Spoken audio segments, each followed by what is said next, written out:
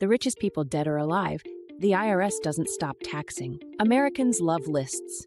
Maybe it's because we've gotten lazy in our old age, or perhaps social media has worn down our attention spans. Whatever the reason, open any magazine or news site and you'll find list after list filling space. Some lists are informative and fun, others are just clickbait sludge. Forbes magazine launched their first list of the 400 richest Americans back in 1982. Since then, they've added so many lists, they even have a dedicated web page to help readers navigate. Billionaires, highest-paid athletes, richest self-made women, hip-hop cash kings, and cannabis 42.0. But one of their most intriguing lists is the annual highest-paid dead celebrities. For 2024, Michael Jackson took the top spot with a staggering $600 million in posthumous earnings. Freddie Mercury followed with $250 million, and Dr. Seuss came in third with $75 million. Matthew Perry joined the ranks at number 9 this year, earning $17 million from Friends royalties. Of course, none of these richest people are actually cashing in on those millions. So, what happens to their wealth, and who's left to pay the tax? Dead or alive, the IRS doesn't stop taxing. If celebrities handle their estate planning before they shuffle off this mortal coil, then an estate plan directs where their income-producing assets, like song royalties or TV residuals, will go. Those assets can pass directly to a spouse or be held in a trust for children or other heirs. In most cases, the income simply shifts to a new taxpayer, who reports it on their own return and pays the IRS.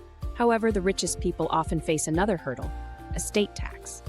Their estates might owe millions, if not hundreds of millions in estate tax, requiring heirs to pay up. This can mean lengthy, expensive court battles over asset values. For example, Michael Jackson's estate initially valued his image rights at a mere $2,105 when filing his estate tax return. The IRS disagreed, appraising it at over $434 million. After a 12-year legal battle, the tax court settled on a value of $4.15 million, ultimately saving the estate over $170 million in taxes. But it goes to show that dead or alive, the IRS doesn't stop taxing. Not every celebrity handles estate planning so well, however, and some pass away without wills. This often leads to assets becoming tied up in legal disputes.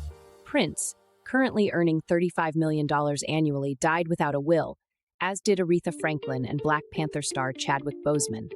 When this happens, income piles up in an estate account while survivors go to court over who inherits what.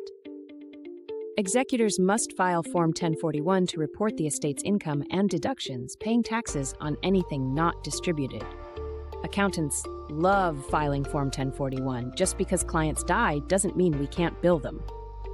Dying without a will is also a surefire way to lose money on unnecessary taxes and to risk an estate going to unintended heirs.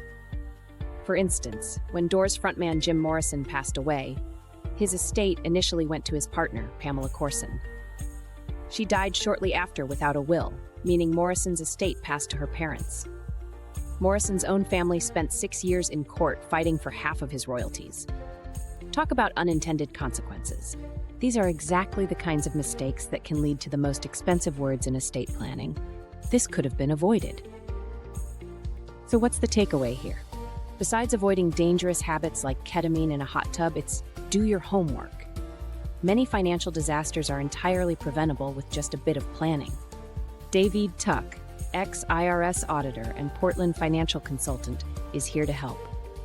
Today, most accountants focus solely on balancing debits and credits, but it's alarming how much they might leave on the table. That's why we don't just stop at telling you what you owe. We take the time to look for those tax disconnects that can make your income disappear. Legally, of course, like Halloween candy in the hands of kids. There's nothing scary about smart tax planning, so give us a call when you're ready to pay less. You'll think the savings are pretty sweet. If you enjoyed this video, you might want to check out our next video. Double the trouble, double the opportunity.